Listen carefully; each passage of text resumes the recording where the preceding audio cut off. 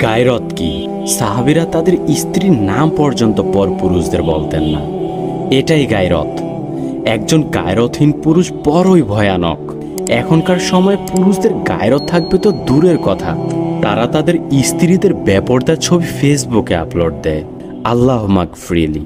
একদিন এক ব্যক্তি আলী ইবনু আবি তালিব রাদিয়াল্লাহু আনহুকে জিজ্ঞেস করলেন, তার স্ত্রী কেমন আছে? তিনি উত্তরে বলেছিলেন, যদি তোমার রক্ত হালাল হতো তাহলে আমি তরবারি দিয়ে তোমার মাথা কেটে ফেলতাম। মক্কার একটি ঘটনা। মক্কায় এক মুশরিক তার উটকে জবেহ করে দিয়েছিল।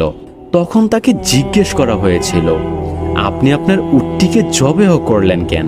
আপনার টাকার প্রয়োজন হলে বিক্রি করে দিতে পারতেন।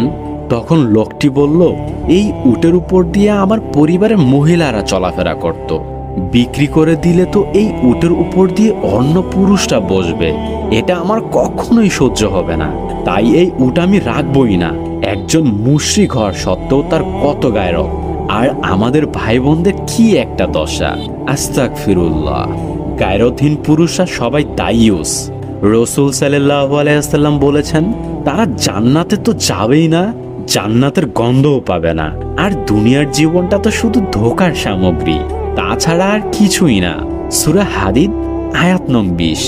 এবং সেই দিন জাহান্নামকে আনা হবে। সেই দিন মানুষ স্মরণ করবে, কিন্তু স্মরণ করে কি কোনো কাজে আসবে? সূরা ফাজর আয়াত নাম্বার 20।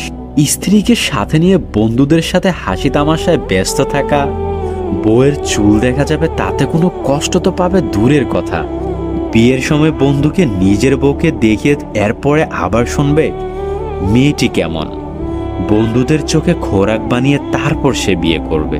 আর এটা নাকি এখনকার সমাজের ট্রেন্ড। আল্লাহ মাগফিরলি। আর এখনকার পুরুষদের গায়রত থাকবে তো দূরের কথা, অনেকে গায়রত কি সেই জিনিসটাও জানে না।